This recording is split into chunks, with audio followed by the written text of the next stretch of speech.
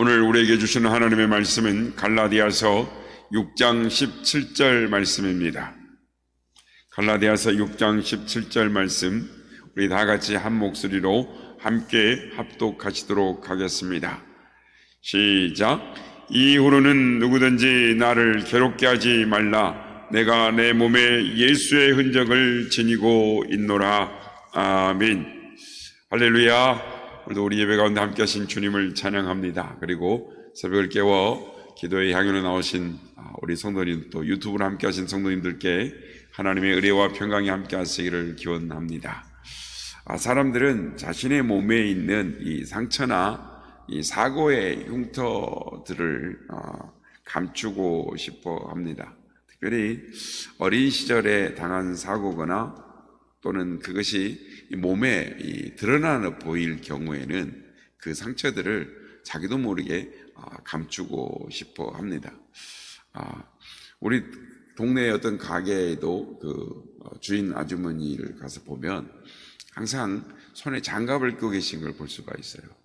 그래서 그리고 처음에는 몰랐는데 자주 그 가게를 가다 보니까 이렇게 한 손가락 하나가 없으신 것을 알겠더라고요. 그래서 그분은 항상 손에 장갑을 끼고 계시는 것을 보게 됩니다. 저도 이제 어렸을 때 손가락이 예쁘질 않아서 항상 한 손을 이렇게 꽉 쥐고 항상 불만족스러웠던 적이 있습니다. 그래서 저도 항상 청소년 시절에는 손을 쥐고 안 보여주려고 그러고 그랬던 경험들이 있습니다. 상처를 감추기 위한 거죠. 웬만한 사람들은 자기에게 드러나는 상처를 감추고 싶어 하는 것입니다. 일반적으로 사람들은 이 상처를 감추고 싶어지 않은데 오늘 본문에 보면 사도 바울은 자신의 상처를 자랑하고 있는 것을 보게 됩니다. 사도 바울은 자신의 몸에 예수의 흔적을 가졌다라고 말을 하고 있습니다. 오늘 보면 17절 말씀 다시 한번 읽겠습니다. 이후로는 누구든지 나를 괴롭게 하지 말라. 내가 내 몸에 예수의 흔적을 지니고 있노라. 아시스 성자 이 프랜시스는 1224년 9월에 그의 나이 43세 때 라벨티어라는 산에 올라가서 기도를 합니다. 두 가지의 기도 제목을 가지고 가서 기도를 하게 되는데, 첫째는 주님께서 당하신 순환의 고통을 몸소 제 자신의 몸과 영혼에 새기게 하여 주시옵소서. 주님의 고난을 맛보게 해 주시옵소서라는 기도였습니다. 두 번째 기도 제목은 죄인을 향하여 불타는 사랑, 주님의 불타는 사랑을 저도 알게 하여 주시고 갖게 하여 주시옵소서. 이렇게 두 가지 기도 제목을 가지고 기도를 했는데 프란시스의 기도 중에 주님께서 나타나셨고 주님이 자신의 보는 앞에서 십자가에 고난 당하시는, 못 박히시는 것을, 현장을 환상 중에 보게 됩니다. 그리고 나서 자신의 몸에 오상이라 그래서 몸에 못자국과 창자국의 흔적이 가지게 되어졌다. 그래서 예전에 영화에도 보면 그런 내용들을 아시스 프란스의 내용들이 본 적이 있습니다. 그리고 이걸 책으로 통해서도 읽어본 적이 있습니다. 그렇습니다. 예수님을 사랑하는 자들은 예수님의 흔적을 갖기를 원하는 것입니다. 오늘 보면 16절, 18절 말씀입니다. 무릇 이 규례를 행하는 자에게와 하나님의 이스라엘에게 평강과 긍휼이 있을지어다. 이후로는 누구든지 나를 괴롭게 하지 말라. 내가 내 몸에 예수의 흔적을 지니고 있노라. 형제들아, 우리 주 예수 그리스도의 은혜가 너희 심령에 있을지어다 라고 사도 바울은 말합니다. 이 갈라디아서를 마감하면서 사도 바울은 예수의 흔적을 너희들도 가지기를 바라노라. 예수 그리스도의 사랑과 은혜가 너희 가운데 있을지어다 라고 편지를 마감을 하고 있습니다. 고대 히브리 사회에는 세 가지의 경우에 몸에 흔적을 가지게 된다라고 합니다. 첫째는 군인들이 왕을 위하여, 나라를 위하여 충성을 맹세할 때 그 몸에 이 화인을 불러진 인두 부분을 하나를 지져서 몸의 흔적을 가지게 된다라고 합니다. 두 번째는 종교 지도자들이 자신을 신에게 드리는 표시로서 자신의 종교를 상징하는 그 화인을 자신의 몸에 새긴다고 합니다. 세 번째는 종이나 이 노예들이 팔렸을 때 주인의 이름의 첫 글자인 화인을 그 몸에 새기는 것입니다. 그래서 종들 같은 경우는 이 이마에다가 또는 눈에 바로 보이는 어깨 이 상단 위에다가 쇄골인데다가 화인을 새겨서 나는 노예입니다라는 것을 바로 드러나게 했던 것입니다. 그래서 노예가 도망을 치면 그 몸에 이 화인의 자국의 위치 때문에 이 사람은 노예구나라는 것을 바로 알게 된 것입니다. 그래서 세 가지 경우에 몸에 흔적을 새기게 되었다라는 것입니다. 그런데 바울은 자신의 몸에 예수의 흔적이 있다라고 말합니다. 사도 바울의 몸에는 왜 상처가 생겼습니까? 그는 예수님을 전하다가 40에 하나의 감한 매를 5번 맞았습니다. 또 3번 태장으로 맞았습니다. 한 번은 돌에 맞아 죽은 줄 알고 사람들이 성 밖으로 내어 던졌다는데 하나님께서 의식이 돌아오게 하셔서 깨어나 살아났습니다. 그래서 바울의 몸에는 매 맞은 흔적과 로마 감옥에 갇혀서 고문당한 흔적들이 몸에 가득했습니다. 그래서 사도 바울은 이것을 부끄럽게 생각하지 않고 감추지 않고 오히려 내 몸에 예수의 흔적을 지녔노라라고 자랑을 하고 있습니다. 상상을 한번 해보십시오. 이 사도 바울의 이 상의를 벗겼을 때 사도 바울의 몸에 어떤 흔적들이 있을 건지 아마 보기 흉할 정도로 온몸이 맞은 흔적이요 돌에 맞은 흔적으로 가득했을 것입니다. 사도 바울은 그가 보낸 서신서 곳곳에 자신을 그리스도의 군사요 하나님 앞에 자신을 드린 헌신자요 자신을 그리스도의 종이다라고 말을 합니다. 그렇기 때문에 예수의 흔적을 가진 것을 부끄럽게 생각하지 않고 자랑을 하고 있습니다. 성경 고린도후서 11장과 6장에 보면 사도 바울이 말하는 즉 예수의 흔적이 무엇인가를 알 수가 있습니다. 여기 보면 내가 수고를 넘치도록 하고 옥에 갇히기도 더 많이 하고 매도 수없이 맞고 여러 번 죽을 뻔하였습니다. 그러니까 일반적인 매 맞는 거는 아무것도 아니었다는 거죠. 유대인들에게 40에 하나 감한 매를 5번 맞았으며 그러니까 이건 이제 죽지 않을 만큼 때리는 형벌입니다. 공식적으로 때리는 매입니다. 우리 같으면 곤장이죠. 곤장을 30대 이상 맞으면 병신이 돼서 사람 구실을 못한다고 합니다. 그런데 그와 같이 40의 감한 매를 5번을 맞았어요.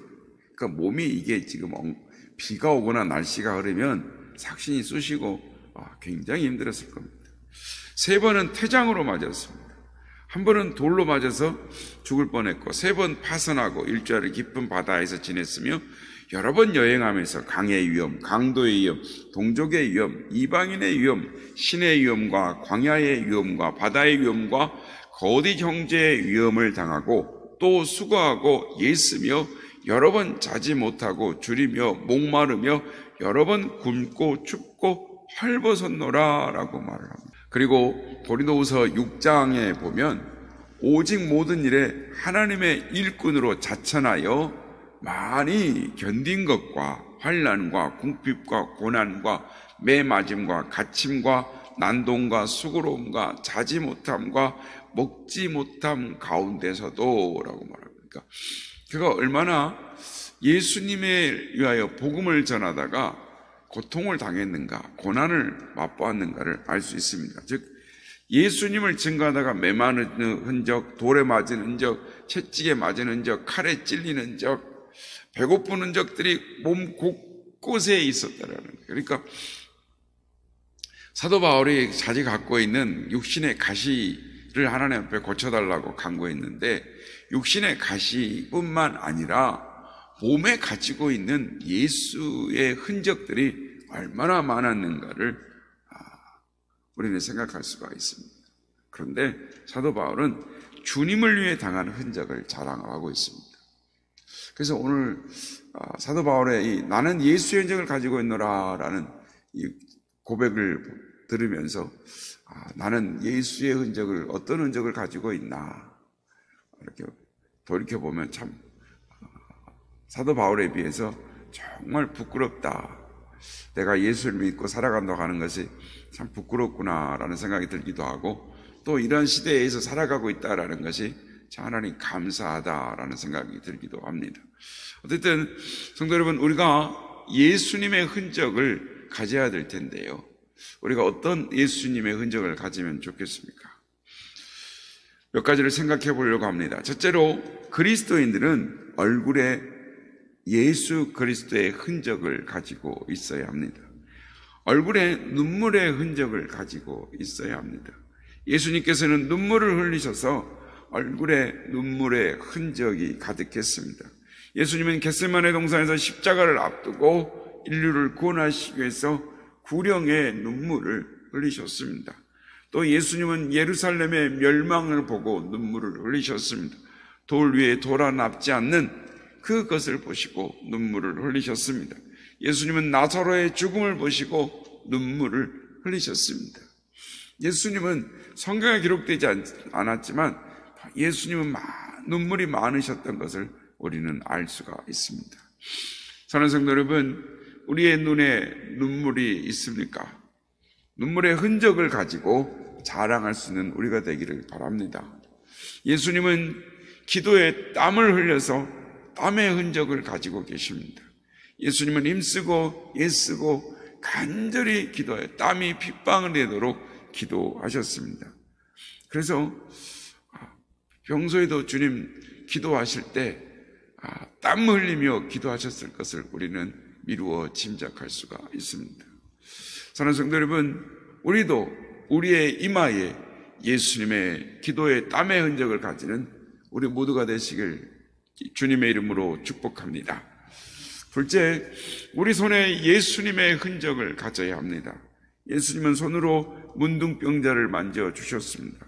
예수님은 손으로 진흙을 이겨 소경의 눈에 발라주시며 실로암 연못에 가서 씻으라 하셨습니다. 또 주님은 소경의 눈을 뜨게 해주셨습니다.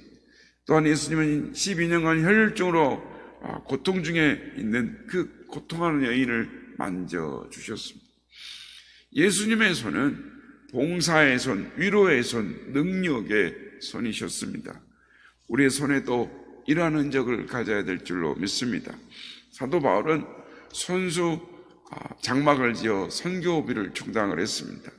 바울의 손은 일하는 거칠어진 손이었습니다.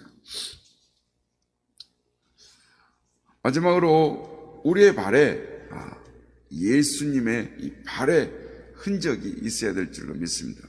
얼굴과 손과 발에 예수의 흔적을 가져야 하는 것입니다. 예수님이 걸어가신 한 걸음 한 걸음 발자국의 걸음은 위대한 발자취였습니다. 예수님의 모든 발걸음은 십자가를 향한 발걸음이셨습니다. 골고다에 올라가 양손과 양발에 쇠못이 박혔습니다. 사랑하는 성도 여러분, 사도 바울은 예수의 흔적을 가지고 있다라고 고백합니다. 바라기는 우리에게도 예수님의 흔적이 있기를 바랍니다. 복음을 전하신 복음의 발자취와 그리고 우리에게 남겨주신 예수님의 기도의 흔적, 사랑의 흔적, 인내의 흔적, 고난의 흔적을 갖는 우리 모두가 되기를 바랍니다. 예수님의 흔적을 가짐으로 말미암아 내가 주님 앞에 섰을 때 주님, 저도 주를 따라감으로 주님을 닮아감으로 주님의 흔적을 가지고 있습니다. 주님을 닮아 주님이 보여주시고 우리를 위해 가지신 그 흔적을 나도 조금이나마 나도 갖기를 소원했습니다. 주님 감사합니다라고 고백할 수 있는 그런 우리 모두가 다 되시기를 예수님의 이름으로 축복합니다.